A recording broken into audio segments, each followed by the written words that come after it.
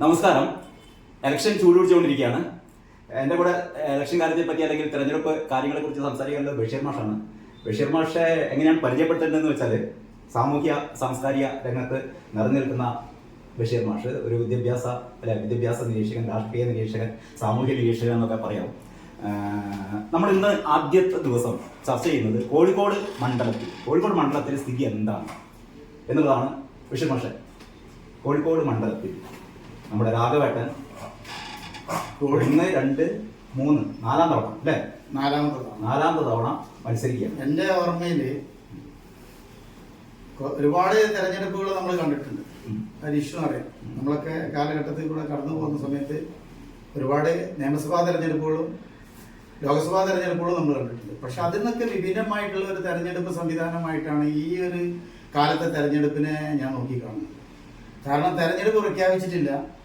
തെരഞ്ഞെടുപ്പ് പ്രഖ്യാപിക്കുന്നതിന് വളരെ മുമ്പ് തന്നെ ആളൊരുങ്ങി അരങ്ങൊരുങ്ങി എന്ന് പറഞ്ഞ മാതിരി എല്ലാ സ്ഥലത്തും തെരഞ്ഞെടുപ്പ് പ്രവർത്തനങ്ങൾ ആരംഭിച്ചു. ഇതിന് മുന്നേ അങ്ങനെ ഉണ്ടായിട്ടില്ല. എന്റെ ഓർമ്മയിൽ ഇങ്ങനൊരു തെരഞ്ഞെടുപ്പ് ചരിത്രം ആദ്യമായിട്ടാണ്. കാരണം അതിന് പല കാരണങ്ങളുണ്ട്. എല്ലാവരും പാർട്ടിയിലെ പടലപ്പിണക്കങ്ങളും പ്രശ്നങ്ങളും കാരണം പലപ്പോഴും എല്ലാവർക്കും തന്നെ ഏത് പാർട്ടിയായാലും അവർക്കൊക്കെ തന്നെ സ്ഥാനാർത്ഥി നിർണ്ണയമൊക്കെ വലിയൊരു കടമ്പയായിരുന്നു. പക്ഷെ ഇപ്പൊ അതല്ല. ഇപ്പം എന്ത് വന്നാലും ശരി ഇന്ത്യ രാജ്യത്തെ രക്ഷിക്കുക എന്നുള്ള ഒരു കാഴ്ചപ്പാടിലാണ് ഇവിടുത്തെ മതേതര സമൂഹം കാണുന്നത്. ആ മതേതര സമൂഹം അതുകൊണ്ട് തന്നെ വളരെ പെട്ടെന്ന് തന്നെ തെരഞ്ഞെടുപ്പിന് താക്കം കൂട്ടിക്കൊണ്ട് അവരുടെ സ്ഥാനാർത്ഥികളെയൊക്കെ തന്നെ ഡിക്ലെയർ ചെയ്ത് കഴിഞ്ഞു. ശരിക്കും പറയുകയാണെങ്കിൽ BJPക്ക് ഇപ്പൊ പൂർണ്ണമായിട്ട് അല്ലെങ്കിൽ NDAക്ക് പൂർണ്ണമായിട്ട് സ്ഥാനാർത്ഥികളെ പ്രഖ്യാപിക്കാൻ കഴിഞ്ഞിട്ടില്ല എന്ന് തന്നെ പറയാമോ. 20 സീറ്റിൽ 20ലും ഇപ്പോഴും സ്ഥാനാർത്ഥികളെ പ്രഖ്യാപിച്ചിട്ടില്ല. ഇലക്ഷൻ നാളെ പ്രഖ്യാപിക്കാം. അതിന്റെ പിന്നിലും ചെറിയ ഒരു ചരിത്രമുണ്ട്. 13-ാം തീയതി 14-ാം തീയതി ബഹുമാനപ്പെട്ട പ്രധാനമന്ത്രി നരേന്ദ്രമോദി തിരക്ക് പിടിച്ച ഒരുപാട് പരിപാടികളിൽ ഇന്ത്യയിൽ അങ്ങോളം ഇങ്ങോളം ഓടിക്കൊണ്ടിരിക്കുകയാണ്. പല പാക്കേജുകളും പ്രഖ്യാപിച്ച് കഴിഞ്ഞിട്ട് വേണം ഈ ഇലക്ഷൻ ഡിക്ലെയർ ചെയ്യാനെന്നുള്ള ഒരു കാര്യത്തിന്റെ അടിസ്ഥാനത്തിൽ നിൽക്കുന്നത്. അല്ല, അതവിടെ കേട്ടെ. ഞാൻ ചോദിക്കുന്നതേ, ഇപ്പൊ ഏറ്റവും പുതുതായിട്ട് വന്ന സർവേ, ആ സർവേ പറയുന്നു എല്ലാ സീറ്റും UDF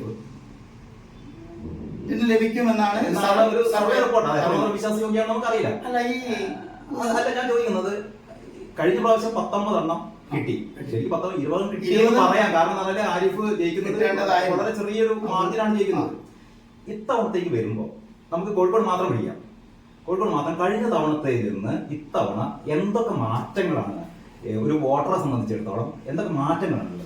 ഇവിടെ രാഘവേട്ടൻ അല്ലെങ്കിൽ MK രാഘവന് നിലവിലെ MP ആണ് മത്സരിക്കുന്നത്. ആ നിലവിലെ MP മത്സരിക്കുന്ന അതേ സമയത്ത് തന്നെ രാജ്യസഭാ MP ആയിട്ടുള്ള മറ്റൊരു സ്ഥാനാർത്ഥിയാണ് ഇടതുപക്ഷത്തിന്റെ സ്ഥാനാർത്ഥി. ഈ രണ്ടും വെച്ച് നോക്കുന്ന സമയത്ത് അതോടൊപ്പം തന്നെ ഒരു ജനകീയ മുഖമുള്ള BJPയിലെ MT രമേശാണ് BJPയുടെ NDAയുടെ സ്ഥാനാർത്ഥി. പക്ഷെ ഈ 3 സ്ഥാനാർത്ഥികളും വെച്ച് നോക്കുമ്പോൾ സ്ഥാനാർത്ഥികളെ ഒരു താരതമ്യ പഠനം നടത്തുകയാണെങ്കിൽ രാഘവേട്ടനെ കവച്ചു വെക്കാൻ തക്കത്ത സ്ഥാനാർത്ഥികളല്ല ഈ എളമരം കരീമും അതേപോലെ തന്നെ MT രമേശും എന്ന് നിഷ്പ്രയാസം പറയാൻ സാധിക്കും. അല്ല, നമുക്ക് MT രമേശിനെ തൽക്കാലം മാറ്റിവെക്കാൻ ഞാൻ പറഞ്ഞ കാരണം കഴിഞ്ഞ തെരഞ്ഞെടുപ്പിൽ MT രമേശ് കഴിഞ്ഞ തവണ BJP സ്ഥാനാർത്ഥി കിട്ടിയത് ഏതാണ്ട് 1,60,000 വോട്ടുകളാണ്. പക്ഷേ മറ്റ് 61,000 വോട്ടാണ്. അപ്പൊ ഈ LDF UDF ഇപ്പം നമ്മുടെ രാഘവേട്ടനും പറഞ്ഞ മാതിരി തന്നെ ഏറ്റവും ജനകീയനായ രാഘവേട്ടനും ഇങ്ങനെ പുറത്ത് എളമരം കരീമല്ല, എളമരം കരീമിന്റെ പേര് പ്രശ്നിക്കുന്നത് കരീംക എന്നാണ് പോസ്റ്ററുകളൊക്കെ. അതെ, കരീംക കരുത്തനാണെന്ന് കേൾക്കട്ടെ. കരീംക്കും രാഘവേട്ടനും വരുമ്പോ UDF പറയുന്നു ഏറ്റവും ജനകീയനാണ് രാഘവേട്ടൻ, അതേപോലെ നമ്മുടെ സഖാക്കൾ പറയുന്നു ഏറ്റവും ജനകീയനാണ് കരീംക. ഇവർ രണ്ടാളും വരുമ്പോൾ ഇതിൽ ആർക്കാ മുൻതൂക്കം? എല്ലാവർക്കും അവരുടേതായ നേതാക്കന്മാര് ജനകീയൻ തന്നെയാണ്, ഏറ്റവും പ്രധാനപ്പെട്ട ആള് തന്നെയാണ്, യാതൊരു സംശയമില്ല. പക്ഷെ വികസന കാര്യത്തിൽ വികസനത്തിന്റെ വിപ്ലവം തീർത്ത ഒരു വ്യക്തിയാണ് MK രാഘവൻ. കഴിഞ്ഞ കാലങ്ങളിൽ MP ആയി നിന്ന സമയങ്ങളിൽ ഈ 3 ടൈം 15 വർഷവും എന്താ പറയാ MK രാഘവൻ MP എന്ന നിലയിൽ ഏതൊക്കെ മേഖലയിൽ നിന്ന് ഏതൊക്കെ സോഴ്സിലേക്ക് എന്തൊക്കെ കൊണ്ടുവരാൻ സാധിക്കുമോ അതെല്ലാം കൊണ്ടുവരിക എന്നുള്ളത് MK രാഘവന്റെ ഏറ്റവും ഇടപെടലിന്റെ പ്രവർത്തനം തന്നെയാണ്.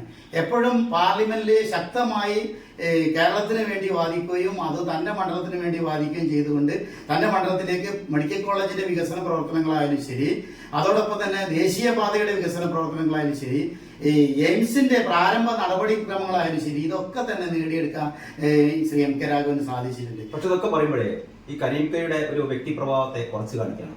അല്ലല്ലല്ല, ഇവിടെ പിന്നെ ഒരു രാജ്യസഭാ MP എന്ന നിലയിൽ ആണെങ്കിൽ പോലും ഈ എളമര കരീം അഥവാ കരീം ഖാനെ ഈ മണ്ഡലത്തിലോ അല്ലെങ്കിൽ ഈ പ്രദേശത്തോ എത്രത്തോളം ആളുകൾ കണ്ടിട്ടുണ്ട് എന്നുള്ളത് എല്ലാവർക്കും അറിയാവുന്ന ഒരു കാര്യമാണ്. അതോടൊപ്പം തന്നെ ചേർത്ത് പറയേണ്ട ഒരു കാര്യം, അദ്ദേഹം വ്യവസായ മന്ത്രിയായിരുന്ന ഒരു കാലഘട്ടം ഉണ്ടായിരുന്നു. കേരള നിയമസഭയിൽ വ്യവസായ മന്ത്രിയായിരുന്ന സമയത്തും അദ്ദേഹത്തിന് എന്താ പറയുക, കൊടിവെച്ച് കാറിൽ അങ്ങോട്ടും ഇങ്ങോട്ടും സഞ്ചരിച്ച സമയത്തും കോഴിക്കോട്ടിന് അദ്ദേഹത്തെ എത്രത്തോളം കിട്ടി എന്നുള്ളത് നമ്മൾ കോഴിക്കോട്ട് ഏതൊക്കെ തരത്തിലായിരുന്നു വ്യവസായ രംഗത്ത് എന്തെങ്കിലും പുതിയ കാഴ്ചപ്പാടുകളോ വികസനങ്ങളോ കൊണ്ടുവന്നത് എന്നതും നമുക്ക് താരതമ്യം ചെയ്യാവുന്നതാണ്.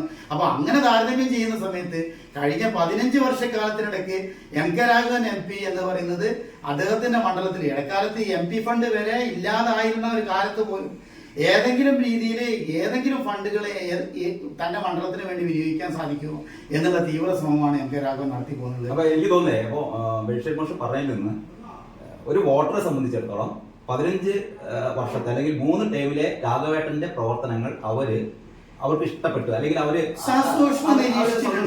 നല്ല രീതിയിൽ പ്രവർത്തനം നടത്തിയെന്ന് പറയുന്നു. പക്ഷെ കരീമിനെ സംബന്ധിച്ചിടത്തോളം, അല്ലെങ്കിൽ എളമരം കരീമിനെ സംബന്ധിച്ചിടത്തോളം അദ്ദേഹം വ്യവസായ മന്ത്രി ആയിരുന്നിട്ട് കൂടി കോഴിക്കോടിന് അർഹമായ ഒരു പ്രാതിനിധ്യം നൽകിയില്ല.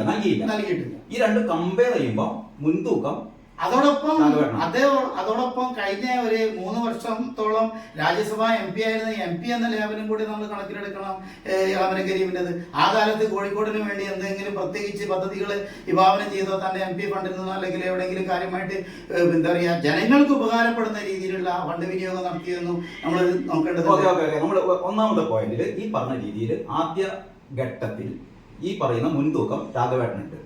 എന്റെ ചോദ്യം അതല്ല, ഇപ്പോ ഈ കഴിഞ്ഞ തെരഞ്ഞെടുപ്പിൽ നിന്ന് ഈ തെരഞ്ഞെടുപ്പിലേക്ക് മാറുമുള്ള എനിക്ക് തോന്നുന്ന ഒരു പ്രത്യേകത എന്ന് പറയുന്നത്, കഴിഞ്ഞ തെരഞ്ഞെടുപ്പിൽ രാഹുൽ ഗാന്ധി വയനാട്ടിൽ വന്ന് മത്സരിക്കുന്നു. ഭയങ്കരമായിട്ടൊരു ഹൈപ്പ് ഉണ്ടായ ഒരു കാലമായിരുന്നു. മാത്രമല്ല മോദി ഇത്തവണയും കഴിഞ്ഞ തമ്മിലുള്ള വ്യത്യാസം എന്ന് പറഞ്ഞാൽ, ഇത്തവണ ഏതാണ്ട് എല്ലാവരും കണക്ക് കൂട്ടിയിട്ടുണ്ട് BJP ആയിരിക്കും വീണ്ടും അധികാരത്തിൽ വരിക, മോദി ആയിരിക്കും പ്രധാനമന്ത്രി എന്നുള്ളത് അവിടെ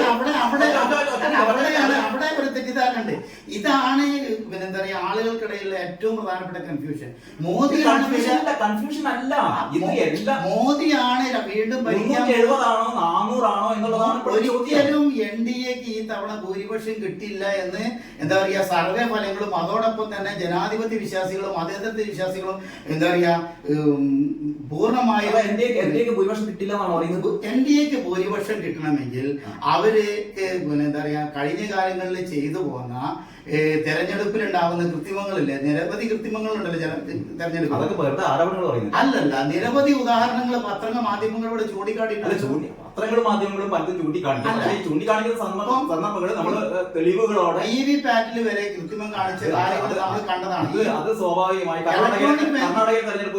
ഇലക്ട്രോണിക് വോട്ട് യന്ത്രം മാറ്റി സാധാരണ വോട്ടിംഗ് സംവിധാനം തിരിച്ചു കൊണ്ടുവരണമെന്ന് ആവശ്യപ്പെട്ടിട്ട്, ബാലറ്റ് സംവിധാനം തിരിച്ചു കൊണ്ടുവരണമെന്ന് ആവശ്യപ്പെട്ടിട്ട് എന്ത് നടന്നു? അതോടൊപ്പം തന്നെ തെരഞ്ഞെടുപ്പ് കമ്മീഷണർ എന്ന് പറയുന്ന തെരഞ്ഞെടുപ്പ് കമ്മീഷണർ എന്താ പറയുക പോസ്റ്റ് ഉണ്ടായിരുന്ന ഒരാൾ രാജിവെച്ചതിന് ശേഷം എത്രത്തോളം ദിവസം കാത്തു നിന്നു വേറെ സംവിധാനം ഉണ്ടാക്കാൻ. അതോടൊപ്പം തന്നെ രണ്ടാമത്തെ തെരഞ്ഞെടുപ്പിന്റെ കമ്മീഷൻ രാജിവെച്ച് കഴിഞ്ഞപ്പോൾ ഏത് രീതിയിലാണ് തെരഞ്ഞെടുപ്പ് കമ്മീഷണറെ തെരഞ്ഞെടുത്തത്? എന്താണ് തെരഞ്ഞെടുപ്പ് കമ്മീഷണറെ തെരഞ്ഞെടുക്കാനുള്ള മാനദണ്ഡം? കഴിഞ്ഞ കാലങ്ങളിൽ ചീഫ് ജസ്റ്റിസ് അംഗമായിരുന്ന ആ സമിതിയിലേക്ക് ഒരു തന്റെ എന്താ പറയുക ഇടത്തും വലത്തും നിന്ന് സംസാരിക്കുന്ന ചില ആളുകളെ റിക്രൂട്ട് ചെയ്യുന്ന രീതിയിൽ തന്റെ അമിത്ഷാനെ അതിലേക്ക് കമ്മിറ്റിയിലേക്ക് കൊണ്ടുവരികയും അദ്ദേഹവും പ്രധാനമന്ത്രി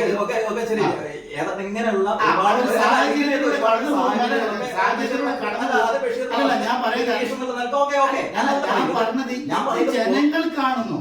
ജനങ്ങൾക്ക് ഇന്ത്യ രക്ഷപ്പെട്ടേ പറ്റൂ, ഇന്ത്യക്ക് ജയിച്ചേ പറ്റൂ. പക്ഷെ കോൺഗ്രസ് കേരളത്തിൽ മാത്രമല്ല ഇന്ത്യയിൽ മൊത്തം തകർന്നടിയുകയാണ് എന്ന് പറയുന്ന ഇത് വെറുതെ പറയുകയല്ല. കാരണം നമ്മുടെ EP ജയരാജന്റെ കഴിഞ്ഞ ദിവസത്തെ പ്രസ്താവന മാഷ് കണ്ടിട്ടുണ്ടാവും.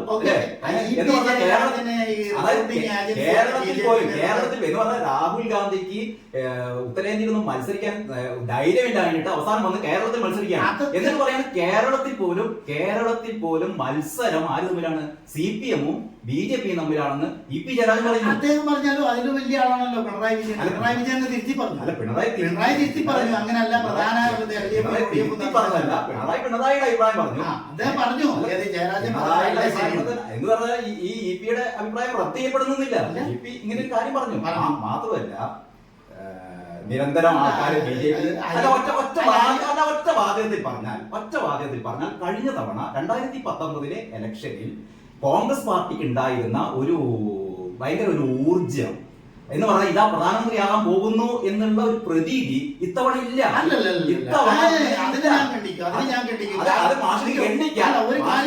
പക്ഷെ ഇങ്ങനത്തെ ഒരു അവസ്ഥ ഈ ഇന്ത്യൻ നാഷണൽ കോൺഗ്രസ് എന്ന് പറയുന്നത് ഇന്നോ ഇന്നലെ ഉണ്ടായ സാധനമല്ല.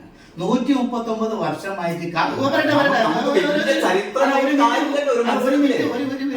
അത് കന്യാകുമാരിയിൽ നിന്ന് കാശ്മീരിലേക്ക് ഓടുന്ന ട്രെയിനാണ്. ആ ട്രെയിനിലെ ആളുകൾ കയറും, ആ ട്രെയിനിൽ ആളുകൾ ഇറങ്ങും. ആവശ്യമില്ലാത്തവർക്കും എന്താ പറയാ സ്ഥാനമുള്ളവർ ചിലപ്പോൾ ഇറങ്ങിപ്പോയത് വരും. അതൊന്നും നമ്മൾ കണ്ടിട്ട് എന്ത് ചെയ്യേണ്ട ആവശ്യമില്ല, നമ്മൾ കണ്ടിട്ട് ബേജാറാവേണ്ട ആവശ്യമില്ല. ഇന്ത്യൻ നാഷണൽ കോൺഗ്രസ് മാത്രമേ ലൈവായിട്ട് ഇവിടെ നിലനിൽക്കുന്ന ഒരു രാഷ്ട്രീയ പാർട്ടിയുള്ളൂ. ഇന്ത്യൻ നാഷണൽ കോൺഗ്രസ് ഇറങ്ങിപ്പോയവരാണ് ഈ BJPയുടെ വക്താക്കളൊക്കെ തന്നെ. ഇതൊക്കെ ശരിയാണ്. പക്ഷേ കഴിഞ്ഞ ദിവസങ്ങളിൽ അല്ലെങ്കിൽ കഴിഞ്ഞ കാലങ്ങളിൽ കോൺഗ്രസിൽ നിന്ന് എത്ര പേര് ഓരോ ദിവസവും ക്യൂ നിൽക്കുകയാണ് BJP ചേരാൻ വേണ്ടിയിട്ട്. അങ്ങനെയുള്ള ഒരു പാർട്ടിയോട് എങ്ങനെയാണ് ഇവിടെ ഇപ്പൊ കോഴിക്കോട്ടെ ആള് രാഘവേട്ടൻ വോട്ട് ശരി, രാഘവേട്ടന്റെ എന്താ പറയാ മഹത്വങ്ങളൊക്കെ ഇവരുടെ മനസ്സിലായി രാഘവേട്ടൻ എന്തിനു വോട്ട് ചെയ്യുന്നത്? അവിടെ ചെന്നിട്ട് പാർലമെന്റിൽ ചെന്നിട്ട് എന്ത് ചെയ്യാനാണ്? അവിടെയാണ് ശ്രദ്ധിക്കേണ്ടത്. ഇവിടെ മതേതര മുന്നണി എന്ന് പറയുന്നത് ഇന്ത്യ മുന്നണിയാണ്. ഇന്ത്യ മുന്നണി ഉണ്ടോ? ഇന്ത്യ മുന്നണി ഉണ്ട്. ഇന്ത്യ മുന്നണി വ്യക്തമായ ഭൂരിപക്ഷത്തോടുകൂടി ഈ തവണ അധികാരത്തിൽ വരികയും ചെയ്യും. അത് കോൺഗ്രസിലെ അടിയുറച്ച് വിശ്വാസം മാത്രമല്ല. മുൻപത്തെ കാലത്ത് വെച്ച് നോക്കുന്ന സമയത്ത് എത്രയോ മുന്നോട്ട് പോയിട്ടുണ്ട് പ്രവർത്തനങ്ങള്. ഇപ്പൊ ഇലക്ഷൻ ഡിക്ലെയർ ചെയ്തതിന് എത്ര മുമ്പ് തന്നെ സ്ഥാനാർത്ഥി നിർണയവും അതേപോലെ തന്നെ സീറ്റ് വിഭജനവും ഉഭയകക്ഷി ചർച്ചകളൊക്കെ നടന്നു കഴിഞ്ഞു. അപ്പൊ അതിലൊന്നും ചില സ്ഥലത്ത് മമതാ ബാനർജിനെ പോലത്തെ ചില ആളുകൾ ചിലപ്പോൾ ഉടക്കി നിൽക്കുന്നുണ്ടാവാം. ആ വിഷയം മാത്രം എടുത്തിട്ട് ഇന്ത്യ മുന്നണി തകർന്നടിഞ്ഞു എന്ന് മമതാ ബാനർജി മാത്രമേ ഇടഞ്ഞു നിൽക്കുന്നുള്ളൂ. അത്ര തന്നെ ഉള്ളൂ. എത്ര പേര് ഇന്ത്യ മുന്നണി എന്ന് പറയുന്ന ഒരു സഖ്യത്തിന്റെ ആ നമ്മളൊക്കെ ഉദ്ദേശിച്ചൊരു രീതി ഉണ്ടായിരുന്നു, തുടങ്ങിയ കാലത്തുണ്ടായിരുന്നു. അത് ഓരോ ദിവസം ഇന്ത്യ മുന്നണി വിജയിക്കണം, ഇന്ത്യ തിരിച്ചു പിടിക്കണം, ഇന്ത്യയിലെ മതേതരത്വം നിലനിർത്തണം ആഗ്രഹിക്കുന്നവരാണ് 70%. അതാണ് അനീഷ് മനസ്സിലാക്കേണ്ടത്. ഇതൊക്കെ നമ്മുടെ മനസ്സിലുള്ള ഒരു സംഭവമാണ്. പക്ഷെ കോൺഗ്രസ് എന്ന് പറയുന്നത് ഒരു തരത്തിലും അടുത്ത പ്രാവശ്യം അധികാരത്തിൽ വരാൻ ഒരു സാധ്യതയും മുന്നണിക്ക് ജനങ്ങൾ വോട്ട് ഇവിടെ സംഭവിക്കുന്നത് ഭൂരിപക്ഷത്തിന് മേലെ ന്യൂനപക്ഷം കടന്ന് ആക്രമിച്ചുകൊണ്ടിരിക്കുക. ഭൂരിപക്ഷം വരുന്ന രാഷ്ട്രീയത്തിന് മേലെ ന്യൂനപക്ഷം വരുന്ന ഒരു വിഭാഗമാണ് ഇന്ന് ഇന്ത്യ ഭരിച്ചുകൊണ്ടിരിക്കുന്നത്. ആ വോട്ടിംഗ് പാറ്റേണും അതേപോലെ തന്നെ വോട്ടിംഗ് ശതമാനവും ഒക്കെ പരിശോധിച്ച് കഴിഞ്ഞാൽ അറിയാം യഥാർത്ഥത്തിൽ പുറത്ത് നിൽക്കുന്നവരാണ് യഥാർത്ഥത്തിൽ ഭരിക്കേണ്ട ആളുകൾ, ഇപ്പുറത്ത് ഭരിക്കുന്നവരല്ല യഥാർത്ഥത്തിൽ. ഇതൊക്കെ നമ്മുടെ വാദത്തിന് വേണ്ടി പറയാൻ മാത്രമല്ല. ഞാൻ പറയുന്നത് നമുക്ക് ഇതിന്റെ എന്താ പറയാ നേരത്തെ പറഞ്ഞു രാഘവേട്ടന്റെ കാര്യം ചോദിച്ചപ്പോ രാഘവേട്ടന് ഒരു പരിചിതമല്ലാത്ത രാഘവേട്ടന് പയ്യന്നൂരിൽ നിന്ന് കോഴിക്കോട്ടേക്ക് കൊണ്ടുവന്ന സമയത്ത് കോഴിക്കോട്ട് വന്ന ഞങ്ങളെപ്പോലുള്ള ആളുകളൊക്കെ ഇത് ആരാണ് ഈ രാഘവൻ എന്ന് നോക്കിയ സമയത്ത് എന്നിട്ട് പോലും കോഴിക്കോട്ടെ എന്താ പറയാ വളരെ കുറഞ്ഞ ഭൂരിപക്ഷമാണെങ്കിൽ പോലും ആ കുറഞ്ഞ ഭൂരിപക്ഷത്തിന് അദ്ദേഹം ജയിച്ചു. കാരണം മത്സരിച്ചതാര്? അന്നേരം മത്സരിച്ചത്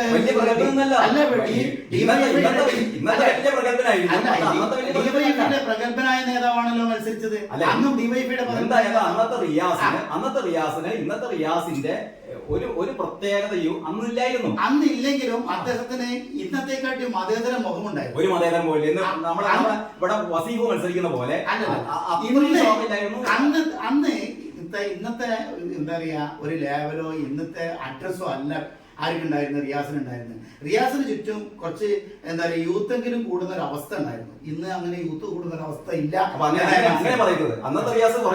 കുറച്ചും കൂടെ മെച്ചപ്പെട്ട റിയാസ് ആയിരുന്നു അന്ന് മത്സരിച്ചത് എന്ന് തന്നെ പറയാം. ആ റിയാസിനോടാണ് പുതുമുഖമായ രാഘവേട്ടന് ജയിക്കുന്നത്. ചില്ലറ വോട്ട്, ആ ചില്ലറ വോട്ട് എന്ന് പറഞ്ഞാൽ വലിയ മോശമുള്ള വോട്ടൊന്നല്ല, പുതിയ 800 ശതമാനം വോട്ടിന് ആ വോട്ടിന് ജയിച്ച രാഘവേട്ടൻ രണ്ടാം തവണ ഇതേ കോൺസ്റ്റിറ്റ്യുവൻസിൽ തുടർന്ന് മത്സരിച്ച സമയത്ത് അദ്ദേഹം ജയിക്കുന്നത് എത്ര വോട്ടാണെന്ന് ഓർക്കും. അതൊക്കെ സമ്മതിക്കുന്നു. രണ്ടാം തവണ 16,000 വോട്ടിന് ഏറ്റവും ഉയർന്ന ഒരു തേരാളി ഇന്ന് കുറെ കാലം CPM-ന്റെ സെക്രട്ടറി പദം ഇൻചാർജ് അതൊക്കെ അംഗീകരിക്കുന്നു. അതും കഴിഞ്ഞ് മൂന്നാമത്തെ തവണ ജനകീയനായ MLA ആണ് അദ്ദേഹത്തിനെതിരെ പ്രദീപ് കുമാർ ജനകീയനായ MLA ആണ്. കാരണം എന്റെ അടുത്ത സുഹൃത്താണ്, വളരെയധികം വ്യക്തിബന്ധം കാത്തു സൂക്ഷിക്കുന്ന ആള് ആണ് ഞങ്ങളൊക്കെ തമ്മില്. പക്ഷെ അദ്ദേഹവും എല്ലാവരും തമ്മിൽ വളരെയധികം സൗഹാർദ്ദപരമായ ഇടപെടലാണ്. പക്ഷെ അങ്ങനെയൊക്കെ ആണെങ്കിലും 85,000 ഞാൻ ഈ സമയത്തൊക്കെ BJPക്ക് വോട്ട് വർദ്ധിച്ചിട്ട് ഇടതുപക്ഷത്തിന്റെ വോട്ടുകൾക്ക് ചോർച്ചയുണ്ടായിട്ടുണ്ട്. അതോടൊപ്പം തന്നെ മനസ്സിലാക്കേണ്ടത് രാഘവേട്ടൻ ജനഹൃദയങ്ങളിലാണ്. രാഘവേട്ടനെ വോട്ട് ചെയ്യുന്നത് കേവലം കോൺഗ്രസ്സുകാർ മാത്രമല്ല, അതിൽ പറയുന്ന CPM-മാരും മറ്റ് സാധാരണക്കാരും ഒക്കെ ആരെന്തൊരു കാര്യം പറഞ്ഞ് രാഘവേട്ടന്റെ ഓഫീസിൽ ചെന്നാലും രാഘവേട്ടൻ ഇല്ലെങ്കിൽ പോലും അദ്ദേഹത്തിന്റെ സ്റ്റാഫ് ആ കാര്യം എന്താണെന്ന് ആ ഒരു കത്ത് വാങ്ങി അതിന് വേണ്ട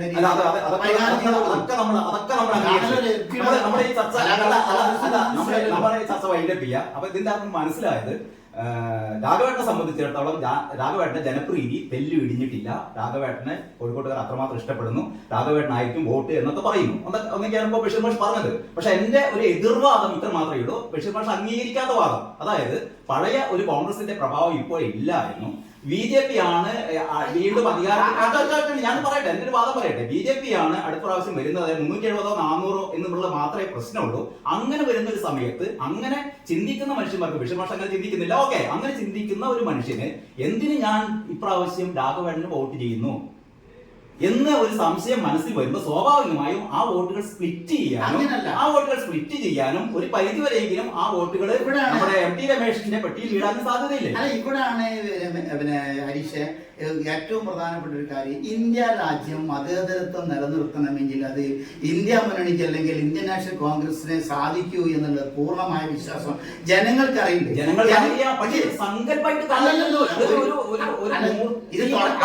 അതുകൊണ്ടാണ് തുടക്കത്തിൽ ഹരീഷ് പറഞ്ഞതിന് ഞാൻ എതിർത്തത്. BJP ജയിക്കുള്ളൂ എന്ന ഒരു കൺസെപ്റ്റ്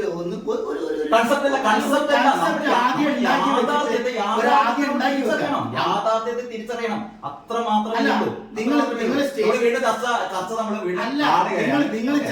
വേണമെങ്കിൽ സ്റ്റേറ്റ് വൈസ് എണ്ണിക്കോ. ഇവിടുന്ന് കേരളം, കർണാടക, തമിഴ്നാട്, ആന്ധ്രാപ്രദേശ്, തെലങ്കാന എന്ന് പറഞ്ഞ് എണ്ണാൻ തുടങ്ങിക്കോ. ഉത്തരേന്ത്യയിൽ സീറ്റിൽ കുറച്ച് കുറവുണ്ടെങ്കിലും അത് സൗത്ത് ഇന്ത്യയിൽ നിന്ന് മെച്ചപ്പെട്ട പ്രകടനം കാഴ്ചവെച്ച് ഈ പ്രാവശ്യം കോൺഗ്രസ് തിരിച്ച് അധികാരത്തിൽ എത്തും. പ്രത്യേകിച്ച് ഈ പൗരത്വ ബില്ലൊക്കെ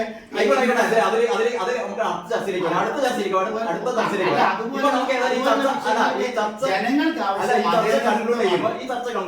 ഒരൊറ്റ പോയിന്റിലേക്ക് വരുന്നു. കോഴിക്കോട് എന്തായാലും വരുന്ന 1 ലക്ഷത്തിന്റെ മേലെ വോട്ടിരിക്കും ജയിച്ചിരിക്കാം. ഞാനും ആ കാര്യം അംഗീകരിക്കുന്നു. പക്ഷെ എനിക്കുണ്ടായിരുന്ന സംശയം ഇങ്ങനെ ഒരു പ്രത്യേക അവസ്ഥയിൽ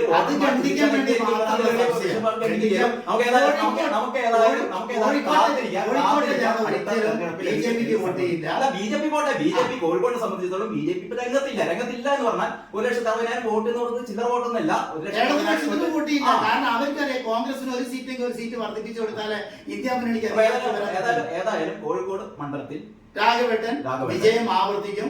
ഹാട്രിക് വിജയത്തിന് പിന്നാലെ അടുത്ത ഒരു തവണ കൂടി വിജയം ആവർത്തിക്കും. അത് 1 ലക്ഷത്തിന്റെ മുകളിൽ ഭൂരിപക്ഷം നേടിയിട്ടാവും എന്ന് ഞാൻ തറപ്പിച്ചു. ഓക്കെ, ശരി. ഏതായാലും വളരെ നന്ദി.